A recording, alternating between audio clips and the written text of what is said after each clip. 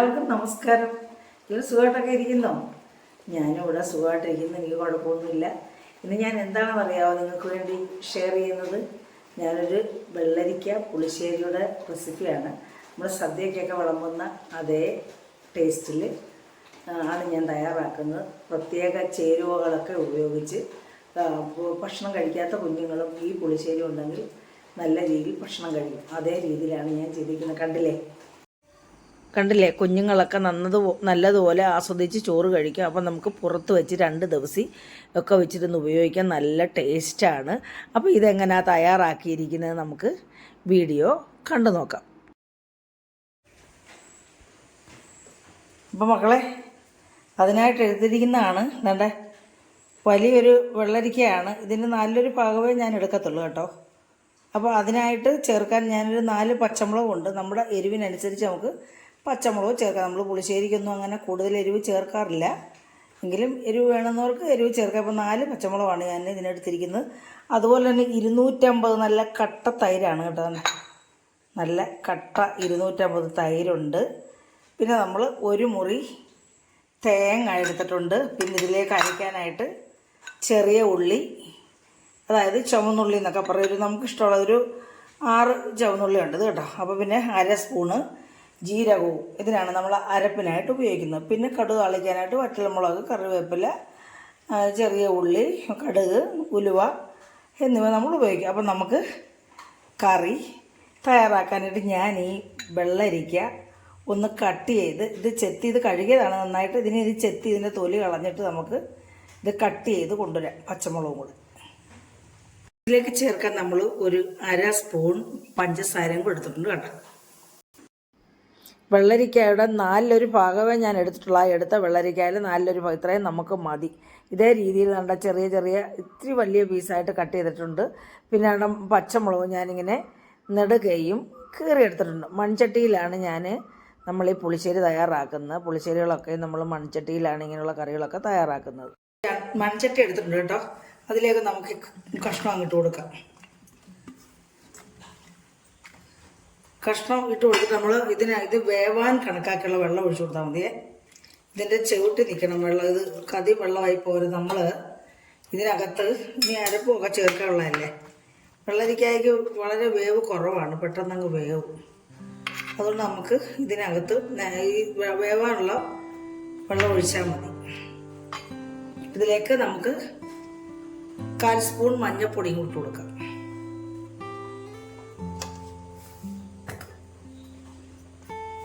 നമുക്ക് കൂട്ടി പരത്തിയിട്ട് ഇത് പകുതി വേവാകുമ്പോൾ നമുക്ക് ഉപ്പിട്ട് കൊടുത്താൽ മതി കേട്ടോ.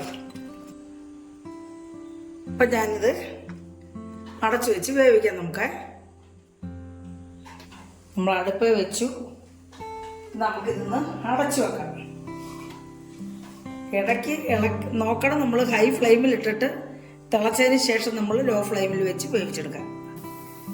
വെള്ളരിക്ക അവിടെ ഇത് വേവട്ടെ. ആ സമയത്ത് നമുക്ക് അരപ്പ് റെഡിയാക്കാം. അപ്പോൾ നമുക്ക് ഈ തേങ്ങ മിക്സിക്കകത്തോട്ട് അങ്ങ് ഇട്ട് കൊടുത്ത് അരച്ചെടുക്കാം. തേങ്ങയും ചെറിയ ഉള്ളി, 1/2 സ്പൂൺ ജീരകം, ചെറിയ സ്പൂൺ ജീരകമാണ് ചേർത്ത് നമുക്കിതൊന്ന് നല്ല ഫൈനായിട്ടൊന്ന് അരച്ചെടുക്കാം. അപ്പം മക്കളെ നമ്മുടെ വെള്ളരിക്ക വെന്തു. നമ്മൾ വെന്തം കുടയരുതല്ലോ, നമുക്ക് പുളിശ്ശേരി ഒന്നും വെന്തുടയാൻ പാടില്ല. അപ്പം നമ്മളിതിലേക്ക് ഇനി ഉപ്പ് ചേർത്ത് കൊടുക്കാമേ. അതാണ്ട് 1 ടീസ്പൂൺ ഉപ്പാണ് ഞാൻ ഇട്ട് കൊടുത്തത്. അപ്പോൾ ഉപ്പൊന്ന് കൂട്ടിച്ചേരട്ടെ. ഒന്നുകൂടെ അടച്ചു വെക്കാം നമുക്ക്. അപ്പം മക്കളെ, നമുക്ക് ഇതിലേക്ക് ഇനിയും നമ്മുടെ അരപ്പ് ചേർത്ത് കൊടുക്കാം. ഞാൻ അരപ്പ് നല്ല ഫൈനായിട്ട് അരച്ചെടുത്തിട്ടുണ്ട് കണ്ടോ. നമുക്കങ്ങ് ചേർത്ത് കൊടുക്കാം. നമ്മളിതിനകത്ത് ആവശ്യത്തിന് വെള്ളം ഒഴിച്ചാണ് അരയ്ക്കേണ്ടത്, കാരണം ഇത് അരയണ്ടേ. അപ്പം നമ്മൾ ഫൈനായിട്ട് അരച്ചെടുത്തിട്ടുണ്ട്.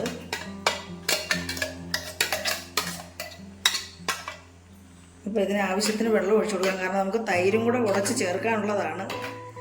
എങ്കിലും അധികം വെള്ളം ആവരുത് കേട്ടോ. തൈരും കൂടെ ഉടച്ച് ചേർക്കണ്ട, അന്നേരം നമുക്ക് ആവശ്യത്തിനുള്ള വെള്ളം കിട്ടും. ഞാൻ എന്തായാലും ഈ മിക്സിയും കൂടെ കഴുകി അങ്ങ് ഒഴിക്കുകയാണ്.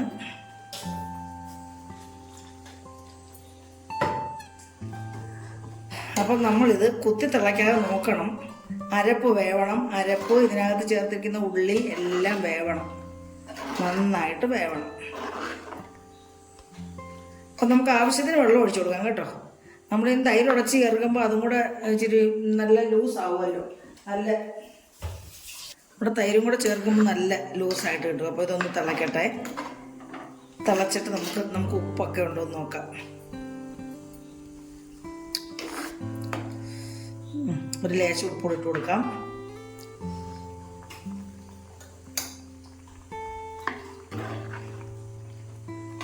കുത്തി തിളച്ച് പതയാവരുത് കേട്ടോ.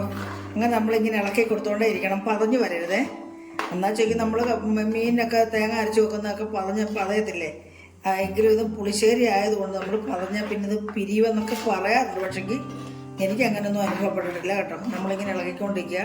പിന്നെ ഹൈ ഫ്ലെയിമിലിട്ട് വേവിക്കരുതെന്നേ ഉള്ളൂ. ഹൈ ഫ്ലെയിമിലിട്ട് നമ്മൾ ഇത് തിളപ്പിക്കരുതെന്നേ ഉള്ളൂ. ലോ ഫ്ലെയിമിലിട്ടാണ്ട് ഇതേ രീതിയിൽ തിളച്ച് വരണം. അപ്പോൾ നമുക്കിനി ഇതിലേക്ക് നമ്മുടെ പിന്നെ തൈര് അരച്ച് ചേർക്കാം. കണ്ടില്ലേ, നമുക്കിനി അതിനകത്തോട്ട് തൈര് ഒഴിച്ച് കൊടുക്കാം. നമ്മുടെ അരപ്പ് വെന്തിട്ടുണ്ടേ, നമുക്കിനി തൈര് ഒഴിച്ച് കൊടുക്കാം.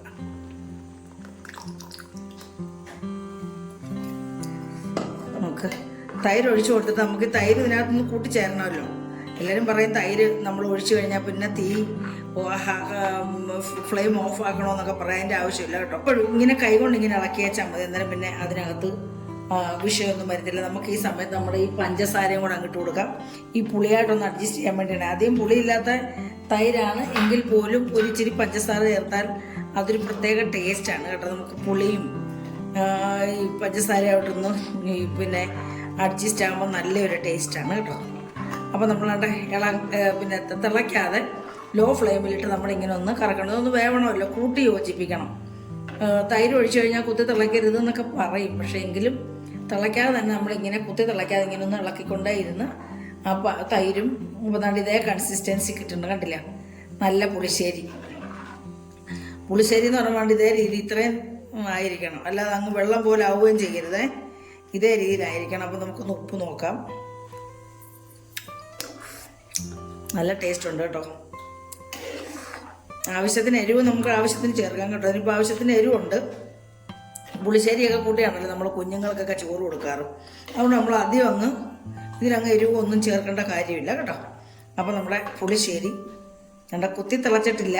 അതാണൊന്ന് തിളച്ച് ജസ്റ്റ് ഒന്ന്, ഞാൻ ഫ്ലെയിം ഓഫ് ചെയ്തിട്ടില്ല കേട്ടോ. ലോ ഫ്ലെയിമിലിരിക്കുകയാണ്. അതൊന്ന് തിളയ്ക്കണമല്ലോ. തിളയ്ക്കണമെങ്കിൽ നമുക്ക് 2-3 ദിവസം ഇത് പുറത്ത് വെച്ചിരുന്ന് നമുക്ക് കൂട്ടാനക്കാതെ വെച്ചിരുന്നു. കാരണം മോരായതുകൊണ്ട് ചീത്തയാവത്തില്ല. തേങ്ങ വറുത്ത് അരയ്ക്കുന്ന സാധനങ്ങളൊന്നും നമ്മൾ 2-3 ദിവസം വെച്ച് കൂട്ടാൻ കൊള്ളത്തില്ല. പക്ഷെ പുളിശ്ശേരിക്ക് കുഴപ്പമൊന്നുമില്ല കേട്ടോ. അനക്കാതെ നമ്മളൊരു സൈഡിൽ നിർത്താൻ മതി. അത് എത്ര ദിവസം ഇരുന്നാലും കുഴപ്പങ്ങളൊന്നുമില്ല. അത് പിരിയണ്ട, ഇല്ലെങ്കിൽ ഇളക്കിക്കൊണ്ടിരുന്നാൽ മതി, പിരിയത്തില്ല. ഇനി നമുക്കിത് ഇറക്കി വെച്ചിട്ട് ഇതിനകത്തോട്ട് പ്രധാന ഐറ്റംസായ താളിപ്പ് നമുക്ക് ശരിയാക്കാം. താളിച്ചൊഴിക്കും. അപ്പം താളിച്ചൊഴിക്കാനായിട്ട് നമ്മൾ ഇവിടെ ചട്ടി ചൂടായിട്ടുണ്ട്. ഇതിലേക്ക് ഞാൻ ഒരു 2 ടീസ്പൂൺ വെളിച്ചെണ്ണ ഒഴിച്ചു കൊടുക്കുന്നത് മതി കേട്ടോ. 2 ടീസ്പൂൺ.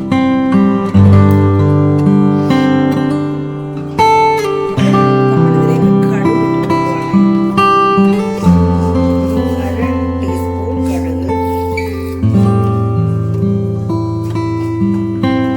നമ്മളിതിനകത്ത് ഉലുവയാണ് ചേർക്കുന്നത്, ഫുൾ ഉലുവ. അല്ല, നമുക്ക് ഉലുവ പൊടിയാണെങ്കിലും ചേർക്കാം, ഫുൾ ഉലുവ ആണെങ്കിലും ചേർക്കാം. അപ്പം നമ്മുടെ കടുക് പൊടിയിട്ടുണ്ട്. അതിന് ശേഷം ഞാൻ 1/4 ടീസ്പൂൺ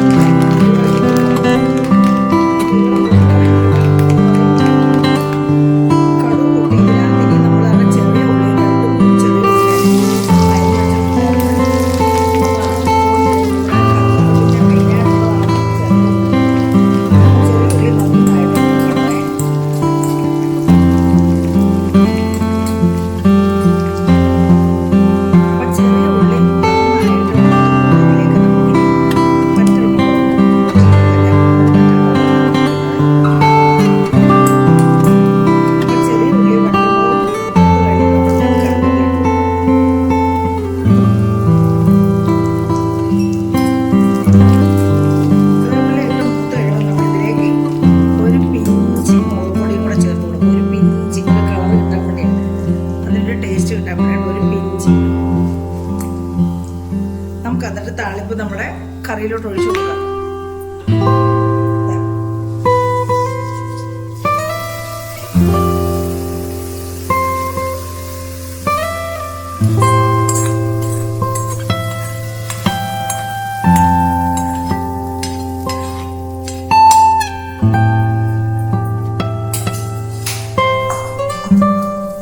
ഒഴിച്ചു കൊടുത്ത് നമുക്ക് നിറച്ച് വെക്കാം. അതിൻ്റെ ഫ്ലേവർ പുറത്ത് പോകാതിരിക്കാൻ വേണ്ടി നിറച്ച് വെക്കാം. ഇപ്പോൾ കണ്ടില്ലേ, നമ്മുടെ കറി എല്ലാം സ്പ്രെഡ് ചെയ്തിട്ടുണ്ട്. എല്ലാം സ്പ്രെഡ് ചെയ്ത് അപ്പോൾ നമ്മുടെ വെള്ളരിക്ക പുളിശ്ശേരി ഇവിടെ റെഡി ആയിട്ടുണ്ട്. ഹലോ മക്കളെ, നമ്മുടെ വെള്ളരിക്ക പുളിശ്ശേരി ഇവിടെ റെഡി ആയിട്ടുണ്ട്. നല്ല ടേസ്റ്റാണ്. അപ്പോൾ എല്ലാവരും ഇങ്ങനെ തയ്യാറാക്കി നോക്കണം. ഇഷ്ടപ്പെട്ടിട്ടുണ്ടെങ്കിൽ സാധാരണ ചെയ്യുന്ന പോലെ സപ്പോർട്ട് ചെയ്യുക. അപ്പോൾ അടുത്ത ഒരു നല്ല വീഡിയോ ആയിട്ട് വരുന്നവരെയും എല്ലാവർക്കും എൻ്റെ നന്ദി, നമസ്കാരം.